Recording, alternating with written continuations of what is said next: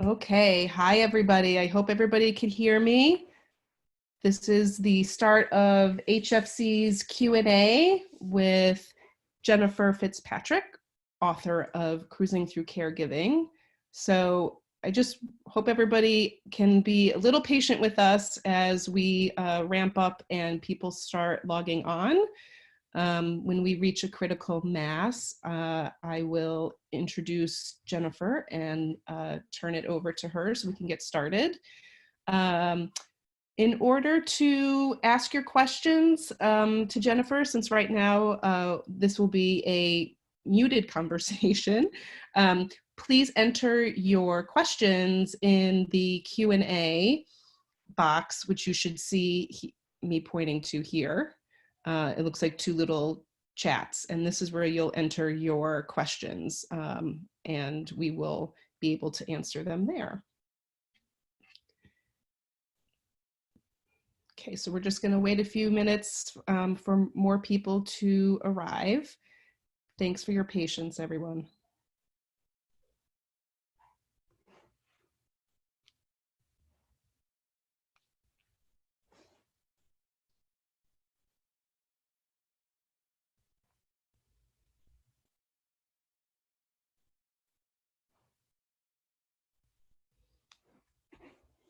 Okay, I'm just waiting for a few more to join.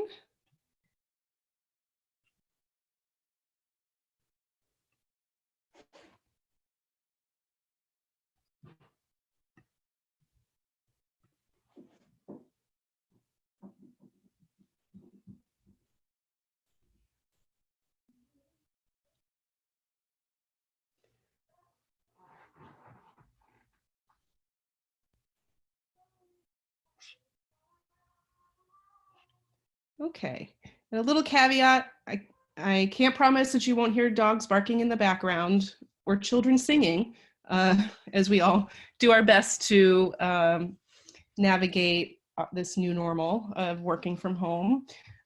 So hopefully my current office mates will cooperate. Okay, I think I'm gonna go ahead and turn the Q&A over to Jen. I just want to give you a quick background here. And thank you, and thank Jen so much for taking time out of her busy schedule to be with us today.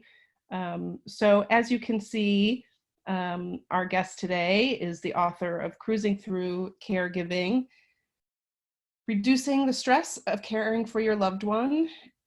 Jennifer is a longtime gerontology instructor at Johns Hopkins University, a popular media expert. She has been featured in the Wall Street Journal, Fast Company, Forbes, the Huffington Post, and the Washington Post.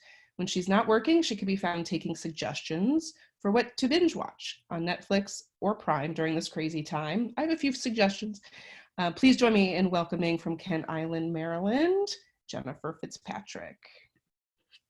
Okay, I just have to turn it over to Jen. Give me 1 second.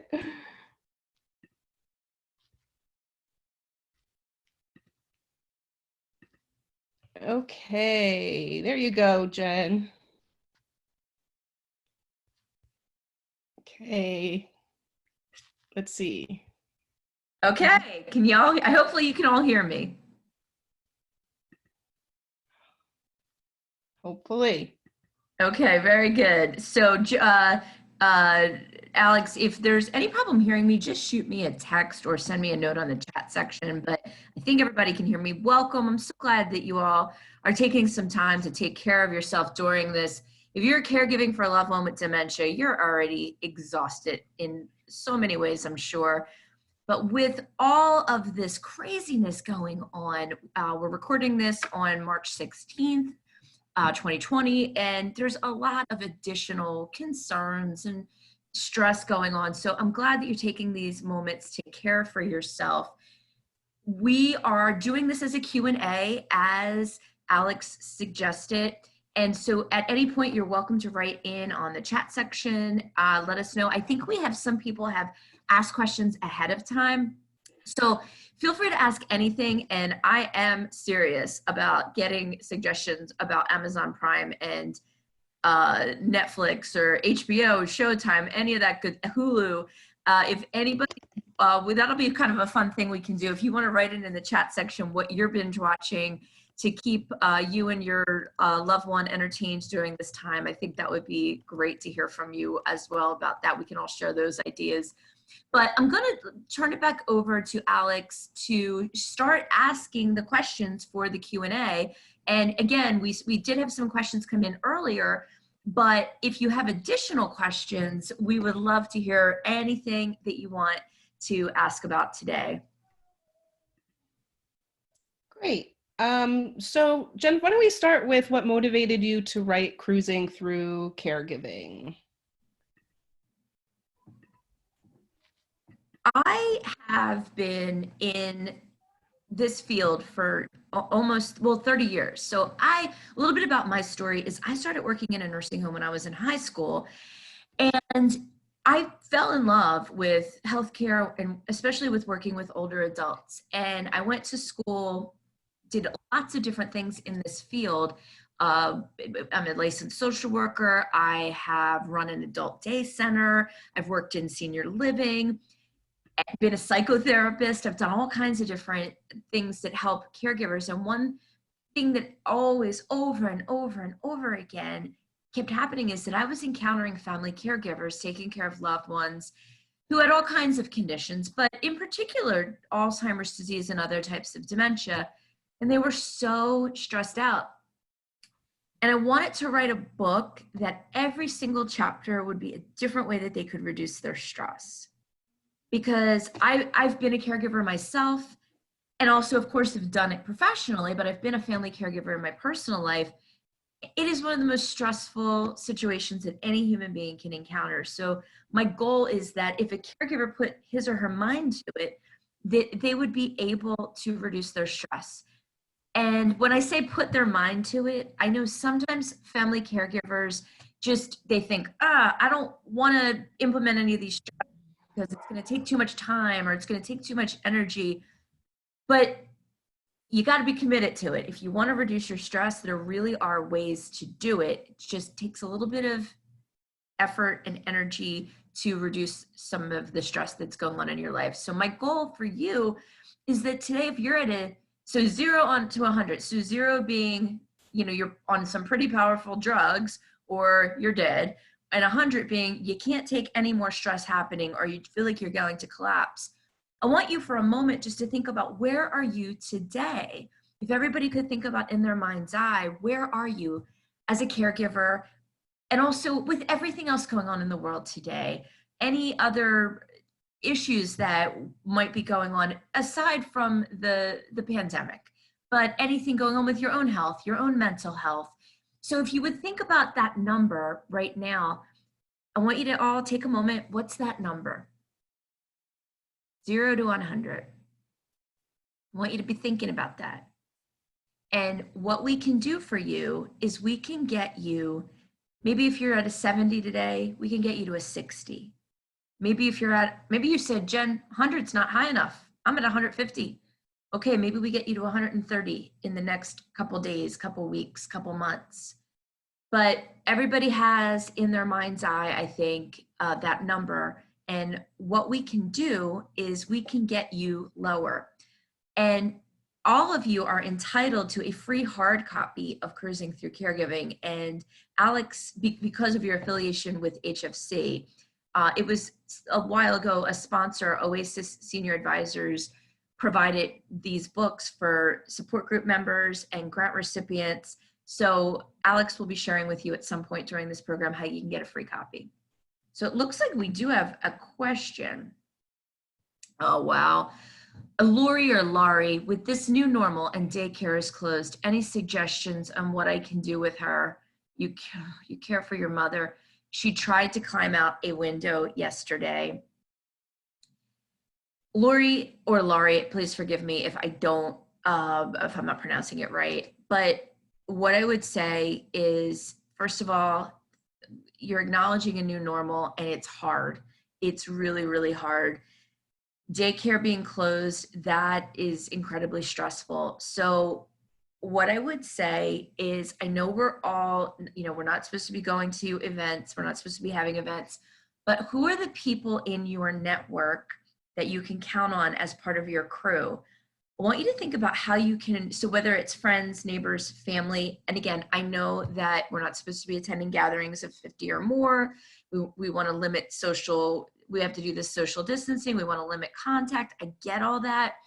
But I think to survive this period without adult day, which is huge service, and frankly, one of the best kept secrets, I think it's one of the best bangs for your buck as far as services go, you gotta let some more people in. And whether that's friends, family, neighbors, people from your faith community that are willing to help you, there's an exercise in Cruising Through Caregiving called the MET exercise. Now, in addition to all of you being able to get a free copy of Cruising Through Caregiving mailed to your home, you also are entitled, if you go to cruisingthroughcaregiving.com, you can get all of the worksheets from the book in hard copy, in Word doc. So if you just go there after this webinar, or even right now, cruisingthroughcaregiving.com, you put in your email address, it will send you out an email with all the worksheets. The worksheet, the MET worksheet, is a way to figure out who you can assign different tasks to. The other thing that I'm going to say, Lori, that I know might be a little bit stressful, might be a little bit overwhelming to hear, is it might be time to try to bring some home care into your home. Believe it or not, most home care agencies are still accepting new patients. So it might be that time to say, let's bring some help into the home. I know it's a big decision. The other thought is, especially right now, with you're spending so much time with your mom because she's home with you all the time, she tried to climb out a window, it might be time to decide, is senior living an option for you? Again, it's a big decision, but when you're spending all this time with your mom, it might be to look into respite at a senior living, maybe just temporarily until the adult day. I know many communities, senior living communities, are still accepting residents. They have to be right now. So please just keep that in mind, that there are options. Some of them, they might be options that you disregarded previously and you said, I just don't want to do those, but it might be time to consider them. But as far as she tried to climb up the window, what can I do with her? Here are my suggestions. So for one, I write about this in Cruising Through Caregiving. So, and again, I'm going to generalize. So women, a lot of us women tend to connect with other women by talking. And I'm going to share a story about my husband. My husband went out with his friend Bill once, and Bill had recently broken up with his girlfriend, and they went out to watch football. And when my husband came back from watching football, I said, how was it? How did it go? And he said, oh, fine. We had a good time. And I said, well, how's he doing with everything with Sue? Is he okay? He says, it didn't come up. And I thought, oh my gosh, if that was two women, of course that would come up. And I said, well, what did you talk about? And he was like, we talked about the game. And again, not all men just bond over activity, and not all women bond over talking. But I find that a lot of people, when they have a loved one who has dementia, they need to act like it's two dudes hanging out together, regardless of the gender. So what can you do with your mother together? So, for example, can you watch old movies? Can you put on music that she likes? Now, I don't care. Maybe she loves patriotic music. It's not the 4th of July, but put that on. Or she loves holiday music. She loves Christmas carols, and it's not Christmas time. Maybe put that on. Take her for walks. We're still allowed to go outside. If it's a nice day, go for a walk. If you might want to, on ESPN, if maybe she's a baseball fan, maybe there's an old baseball game on that you could put on and watch together, or old movies. Maybe you could give her a manicure. maybe give her a massage. I would try to get her as much exercise as possible. Like you said, she tried to climb out of a window. But I think in terms of keeping her stimulated, and I think a lot of us, have her help in the kitchen in whatever way you can.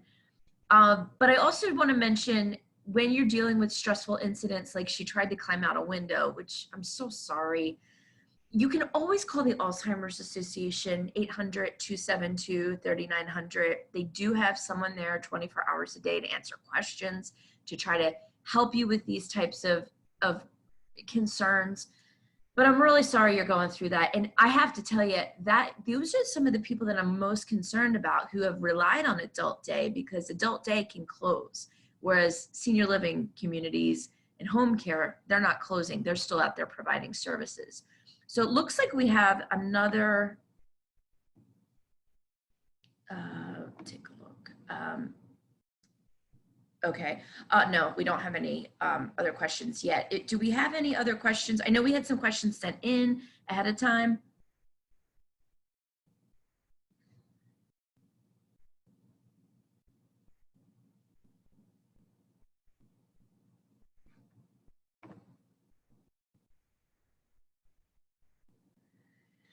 Oh gosh, okay, so the cops came to my house. This is one of the questions that just came in. The cops came to my house 30 minutes ago. Mom's daycare closed as well. She was going through other people's mail. Should I not let her go on walks with the dogs anymore? Okay, so this is a very trying time for caregivers, because what they are finding out, did everybody, I just read the question that came in. I'm not sure. I'm going to read it again in case it wasn't heard. I'm not sure if I was muted just now. No, we could hear you. Sorry about that. This is Alex. Yes. Okay, this is going to be, as hard as this time is for you folks that have typically relied on adult day, this is going to be a reality check as far as like what your loved one truly can and can't do, because you're spending more time with them. Your mom, if she's going through other people's mail, I think she should go on walks with the dogs, but I think somebody needs to be with her all the time. It's startling how many people with advanced dementia are out walking around by themselves. Going for walks is so good. Taking the dogs out, spending time with the pets, it's awesome. It's terrific. But doing it by herself is not a good idea. And I'm really sorry that the police got involved. That must have been stressful. It must have been scary for you and your mom. The other thing that I would suggest is I would definitely, so the Alzheimer's Association has these little cards. You can get them for free. And if you call 800-272-3900, they're little cards that say, "My loved one has dementia, please be patient." I might take the time to write a note to your neighbors or send an email, give them that, or if you see them out, give them that card. You want them to be reminded that your mom has a problem. A lot of people do not understand that if someone has Alzheimer's or another type of dementia, it's not just that their short-term memory is gone. It's that she's going to do inappropriate things sometimes. She's going to go through people's mail. I worked with a patient once that he would use his key and try to get into a neighbor's house. And they did the same thing, called the police, and he really thought it was his house.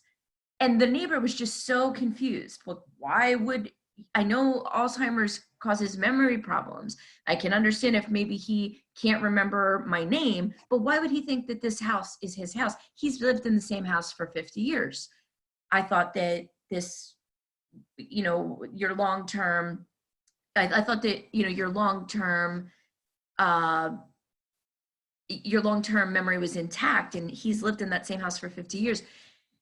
People need to understand. And so if you live in a community association, maybe, I know for me personally, we had a neighbor that had dementia, and everybody in the neighborhood knew about it. Everyone knew, and everyone was sort of like, okay, if he does something that's odd or unusual, we know that He's not trying to harm us. He's not trying to steal our mail. So I know that's really hard. I'm so, so sorry that you went through that. And I hope that the cops were understanding. Feel free to write in and let us know how the cops handled it. And I mean, if you want to write in about that, I've actually done police training before, and hopefully they've had training on what dementia means. And more people with dementia are at home right now because of what's happening. We did have another question come in. What's your philosophy on caregiving for someone who has dementia? I believe that it is never, ever a job for one person. It can never be a job for one person. And if you are doing it by yourself, you've got to make room for other people to help. That MET exercise that I talked about will help you identify tasks that you would be willing to let somebody else do. And so right now, I got to tell you, home care organizations and senior living organizations, a lot of them are running virtual events to let you know about their services. Right now, if you are taking care of your loved one and you're sort of maxed out with friends, family, neighbors who can help you with tasks, it might be time to do some research on what are the other services out there that might be helpful for you and your loved one. I believe that long-term, having your loved one with dementia at home is not always possible for the average family.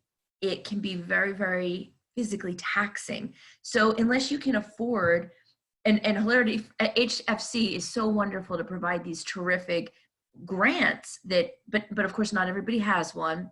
But the end stages of Alzheimer's and other dementias is so incredibly taxing that you're helping the person in the bathroom. They're stopped swallowing. They're not able to eat anymore. Getting up from a chair to take a walk isn't possible. Getting up from the toilet to go back to bed isn't possible. Their brain's not telling their body how to work. So my philosophy on dementia caregiving is it can never be one person by themselves. Also, it really needs to be, you got to tell yourself that you're going to do the best that you can for as long as you can. And it's never a sign of weakness to utilize home care, to allow friends and family and neighbors to help. It's never a sign of weakness if your loved one truly needs to be in a senior living community, because unless you can afford round-the-clock care in the later years of this disease, again, a lot of families, it's just too physically exhausting, physically taxing. So please, if something's working today, great. Maybe when I asked the question, what's your stress level? And you said, oh, I'm okay with caregiving. I'm stressed because of what's going on in the world. But as far as caregiving, I'm okay. Everything's fine. Everything seems to be in a holding pattern.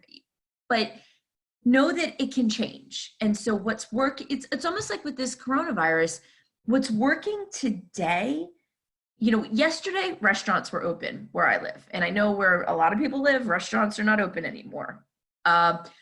They were yesterday. But it's the same thing, like, okay, that was yesterday. What's tomorrow? What's next week? Everything keeps changing. And so what I would suggest to everybody is acknowledge what's working today. If something's working today, great, but it might not be working in 3 months or 6 months or a year. So always be willing to adapt and change. Looks like we got, oh gosh, Misty, I'm so sorry. Misty says, my husband is in the early stages, diagnosed a year ago at 51, definite progression in the last year. He took a driving test last year at the time of diagnosis and passed fine. He has to repeat now that a year has passed and is fighting it. Not sure how to handle it. I ride with him and he drives fine, but I'm worried about his safety of others, and liability if he doesn't take the test. Misty, this is one of the hardest situations that we encounter. And because if he's in the early stages, it might be that there are times where he can drive. He might pass the test and he really isn't safe. So what I would say here is that, especially in the moments where he has clarity, you may want to consider getting other trusted advisors involved. So do you have a son who your husband really respects, or he's got your husband has a best friend who he really respects, or you have a faith community leader that he really respects, or the doctor, to put a little bit of pressure on him and say, you know, we're concerned. We want you to be safe. We want to make sure, of course, that you get where you need to go, but we really need you to take this test. It's not just about you, it's about others. But Misty, the other thing that I think you got to remember is, even if he takes the test, let's say he fails. Let's say he passes. First of all, he passes, and he probably at some point is really going to need to not be driving, but he could pass that test and be told he legally has a license. There's going to come a point where he is not going to be reasonable. And in the early stages, we have a lot of moments where the person is reasonable and they can reason with us and you can reason with them. But as his disease progresses, I think what we're going to see is that you're not going to be able to reason with him. You're not going to, so even if his priest or rabbi or minister says, listen, we really need you to take this test, he might not remember 5 minutes later that they had that conversation. But when he is reasonable, I think it can be helpful to have some other support of people that he respects. But I also want you to remember that there is going to come a time where you're just going to have to do things. You're going to maybe just have the car parked somewhere else so he doesn't see it, or you're going to have to use what we call a therapeutic fib and tell him that the car is being repaired. I mean, there are going to be times when you're just going to have to take over and or maybe you do it really subtly. Like you just say, you know what, I'm in the mood to drive today. I'm going to drive. This is never easy, and there's no perfect answer when it comes to driving. But what I would say is, and I'm guessing you're in an HFC support group. This should be, talk to other people that you're in your support group about how they've handled this. But this is going to be an ongoing discussion, because he might pass and he might fail. Let's say he doesn't go. You've got a problem either way, but him going, and whether or not he passes or fails, your problem isn't over. It's going to be ongoing, and you always have to just keep an eye on it. And for a lot of people, this is a situation where it takes a lot of finesse. It takes a lot of repeating. The car's not available today, or I loaned the car to somebody. And again, I know people have mixed feelings about the morality or the ethics of using a therapeutic fib, but this is going to be something that keeps going. And I think just, one other strategy that a lot of families will use is they just drive to the MVA or the DMV and say, oh, we have an appointment today, and just do it that way. But there's really no perfect answer. It's a really tough situation, and I'm sorry that you're going through it, but keep the dialogue open, keep the discussion open.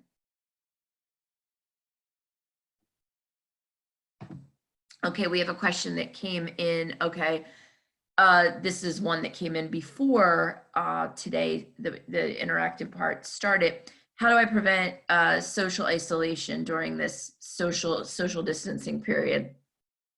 So social isolation is a huge problem for people, for all of us.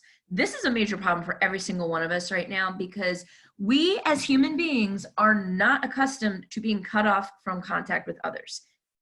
That's not good. And so what I want everybody to really think about is, how are you going to prevent being socially isolated? How are you and your loved one going to prevent that, or for the issues? There's so many negative health consequences. Depression can be one of them when people are isolated for long periods of time. Heart disease, there can be issues around, some studies have indicated that we increase our risk for dementia if we isolate ourselves. And of course, I know this isn't your choice to be doing all this social distancing, but it's for the greater good right now. But I do believe that one of the things that you're doing right now, this is something to reduce social isolation. Now, is this frankly, is this as necessarily as good as all of us being in the same room and chatting? I don't think it's as good, but it's something. You are hearing from other people, you're getting information, you're interacting.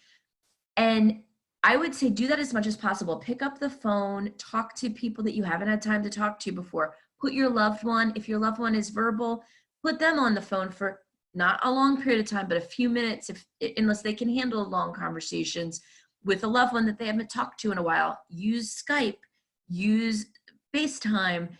If you have it for business, use GoToMeeting or Zoom, but interact with others. Don't stay, just because you have to be at home, or maybe restaurants are closed.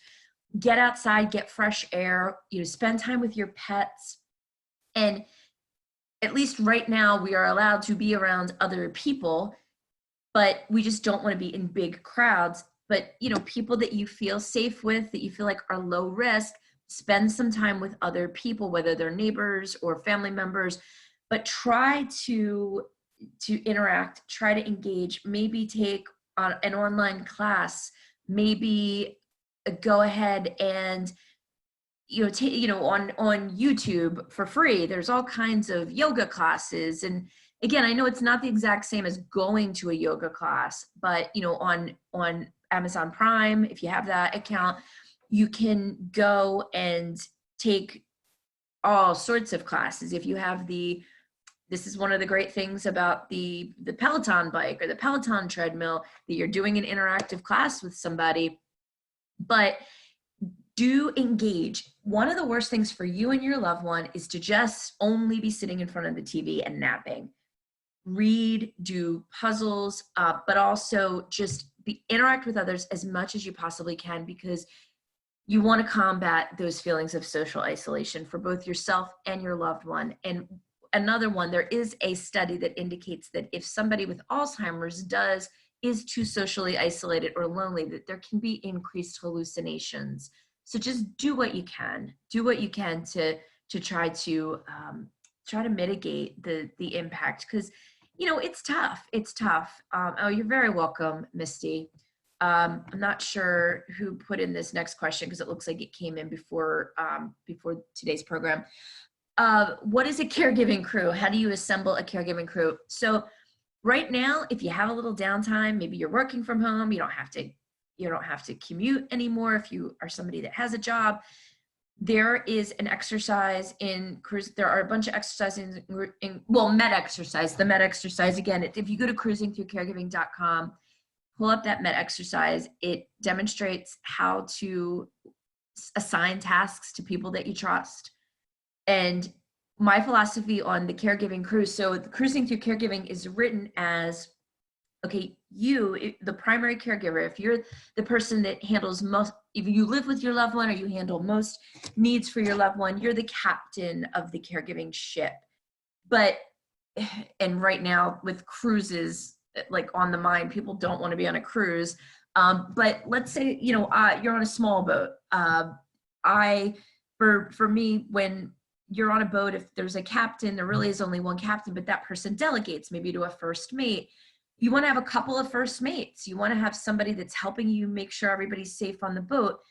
And that person, so that first mate, so the captain is the delegator. You want to be, if you're the primary, you want to be a delegator.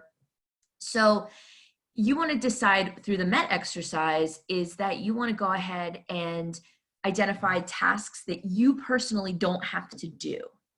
So maybe it's picking up prescriptions, maybe it's meal preparation, maybe your loved one and you need to update your will, or you have to create advanced directives. Maybe what it's time for is you have somebody in your crew that's a secondary or tertiary caregiver, that is somebody that can be the person that does online research, like where can I get my documents updated with an elder law attorney. And there's an exercise in the Cruising Through Caregiving book, but also on that website you can download, where it says, am I suited? What caregiving role am I suited to? That primary, that secondary, or that tertiary? So the captain, the first mate, or the dockhand. So we just want to make sure it's not all just one person doing everything, and that you're spreading out tasks This is a time where people are home, they're not commuting, they don't let people cook for you. Let people bring over, let people, if you know, if you have a trusted circle of people that are low risk for your loved one to be around, take the time, you go take a walk for an hour, or you go spend an hour upstairs, go take a bath, do something where you have somebody else spend time with your loved one. But those worksheets will help you. Laurie or Lori, again, hello again. How do you suggest handling aggression, especially during sundowning? Bedtime is very stressful. Mom is not always continent. Need to change her before bed. She kicks me and fun stuff like that. I'm so sorry, Lori. One thing that can be really helpful is just making sure you tire her out during the day so she's tired. Get her busy, get her exercising, get her doing something during the day. Try to have an activity, an engaging activity going on for the time that she typically sundowns. Not something overly stimulating, but you don't want her to be bored. We want her to be in that sweet spot where, so like if someone handed me a coloring book, I would be bored. But if someone broke my computer right now and told me to fix it, I would freak out because I'd be like, that's too hard. That's above my pay grade, right? So what we want is, in especially that sundowning time of day, we want something in the sweet spot where they feel like it's something that they enjoy doing, whether it's folding towels, whether it's helping in the kitchen, whether it's maybe it's taking a walk, whether it's singing to music. This is the time where you want to get her engaged in something. Again, Lori, I know that this might not be popular, but especially since Adult Day is closed right now, I would suggest that you really think about getting some help in there, because your patient, since you're going to be with her so much, your patience is going to be really tried. And when she sees that you're tense, which of course you're going to be tense. I'm tense. We're all tense right now. But if you're caregiving, you're extra tense, especially when you got extra time with your loved one who has a lot of needs. I think consider, can you bring somebody in? It might be that time. It might be that time to bring some extra help in. But also, I want you to think about, even if you're not willing to bring in paid help, it might be that you have a friend or a family member, somebody on the crew, the caregiving crew, who helps with bedtime. And the reason that I say this is because I know that if you are a caregiver and you're spending tons of time, 24 hours a day with your loved one, you're probably getting a little sick of them. But I say that sort of tongue in cheek, like, okay, you love your loved one, it's your husband, it's your mom, whoever it is, you love them, but you're getting tired of it. You know, you're usually at work, or they're usually at Adult Day, you're seeing other people. They're going to get sick of seeing you too, though. And that's the thing that you want to keep in mind, is they are going to be sometimes more difficult because you're the only person that they're seeing when someone fresh comes in with a bit of a new approach. So I would say, I know you're thinking about de-escalating the aggression. I think that in some cases, in a lot of cases, just sort of de-escalating or eliminating that aggression can be bringing in some other people, bringing in some other help. And I think that in terms of, like, if you need to change her before bed, I get it. But if she's having a particularly bad moment, I mean, unless it's a real emergency, like maybe wait till, maybe she wakes up in the middle of the night, maybe wait till the morning. I know that that sounds sort of outrageous because you want to be a good caregiver. You don't want her to sit in a dirty adult brief. You don't want to do that. But we say that to people in senior living and nursing homes, you know, with bath time, for example. Like, if that person's really fighting on bath time, is it really necessary that we do it right now? Can we wait, try it like the next day if the person's pretty clean? And again, I'm not saying that you should do that. I'm just saying, like, especially if it's not all the time, is it something that maybe can wait? Maybe she wakes up in the middle of the night, or maybe, you know, it can wait till morning. This is imperfect. None of the answers I'm giving you are perfectly correct, but I think really that you need more help. I really do. I think, and a lot of that, remember, your mood is contagious to her. When you feel tense or you're like, oh, she's always so stressed out at bedtime and she kicks, and you're getting yourself tensed up. And of course you are, because you don't want to get hit. But if she senses that tension, I feel like it kind of is going back and forth. It's like a spin-off effect. I'm really sorry you're going through that. Thank you for all you're doing for your loved ones. Really, truly, it's such a hard job, and I know it's even harder right now. So thank you for all you're doing. We're lucky, so blessed that there's so many family caregivers that do this. Thank you for doing it. See if there's any other questions. Oops, we're almost out of time, actually. Hey, yep, it's Alex. Can you hear me? Yeah. Okay. Yeah, so we have about 20 minutes left. I think there's a question here on the chat panel.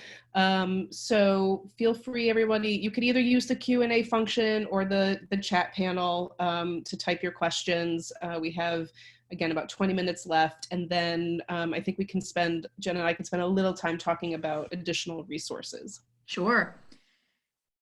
Martyr syndrome. So it's a question about Martyr syndrome. What is exactly Martyr syndrome? I've written a lot of blogs about it, a lot of articles. I've been interviewed a lot about Martyr syndrome, and I talk about it in Cruising Through Caregiving. Martyr syndrome is when the caregiver won't take help, that the caregiver has sort of boxed themselves in and said, I'm the only one. No one else will do it like me. You got to let it go. If you really want to reduce your stress, other people are going to do things imperfectly, but it's better to have some help, of imperfect help, than doing everything yourself.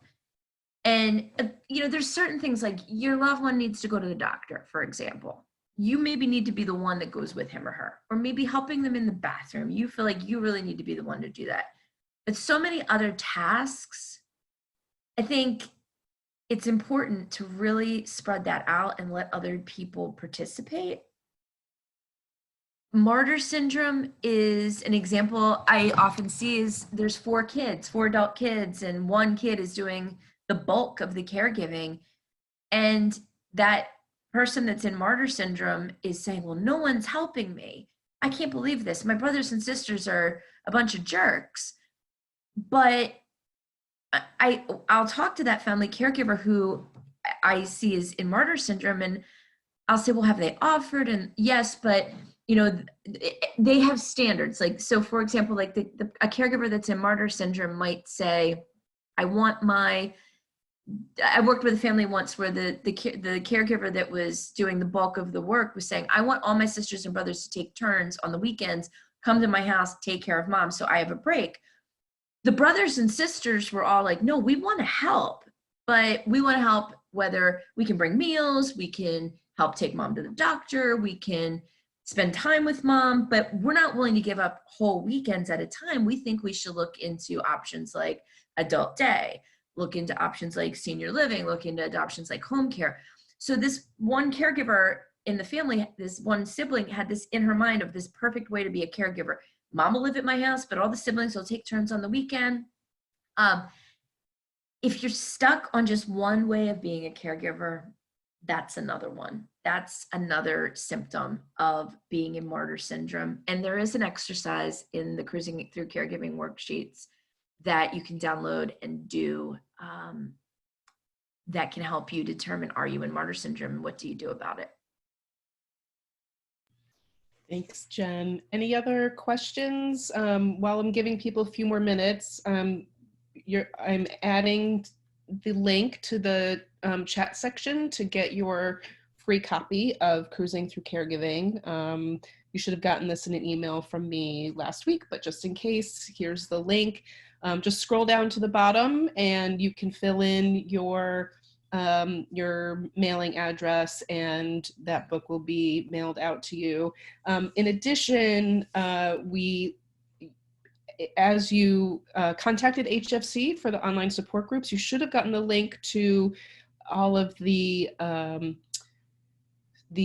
book club sessions that we did last summer with Jen. And so I'm happy to resend those as well. But another sort of easy way to kind of self-navigate through each of the sections. They're all on YouTube. Jennifer does a great job of interviewing various experts as we sort of walk through the book chapter by chapter. So that's another great resource that you all have available to you. In addition to that, we will continue to make the HFC support groups available.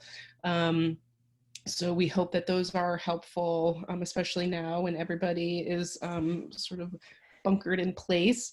And if you need additional information about HFC's in-home care grants, please see our website at www, and I will type it here, and those are my dogs. We are hfc.org, and there's information there about our in-home respite grant program. And any wrap-up pearls of wisdom, Jennifer, other additional resources you want to share with the group? Yeah, I just wanted to mention, Alex, that link, and I actually can pull it up if you don't have it handy, to the virtual book club. If just have it on in the background, even if you don't want to watch the actual videos, I'm going to pull up that link so everybody can have it. And I'm going to put it in the chat section. The thing that's so great about the virtual book club, so basically Oasis Senior Advisors, who sponsored the free books for you, also sponsored this book club, and they were really wonderful and helpful in terms of helping us get some terrific guests. So it's not, hang on one second, I am just going to get that and put it in the chat section. We have guests from Alzheimer's Association. We have guests that came from AARP. We have guests that came from National Hospice and Palliative Care Organization. We had Wells Fargo to talk about helping your loved one and you avoid financial exploitation. So the virtual book club, it's 15 hours of content for you, totally free, sponsored by Oasis Senior Advisors and Hilarity for Charity. And it's based on a different chapter of Cruising Through Caregiving. So it focuses on different ways to reduce stress, and it's a great free resource. I'm trying to think of the other experts. We had Lori LeBay was on. She's another great expert. We just had some really terrific people. So it's not just myself and Hilarity HFC, but it's also some really wonderful experts from national organizations that are talking about resources that you need to know about. Argentum is another one that was the COO of Argentum, which is the Senior Living Association of the United States. So I hope you reach out and take a look at those. They're there for you. I just put the link in. And the big thing is, this is a crazy time right now. Be easy on yourself. Take care of yourself. Now more than ever, you got to assemble a crew.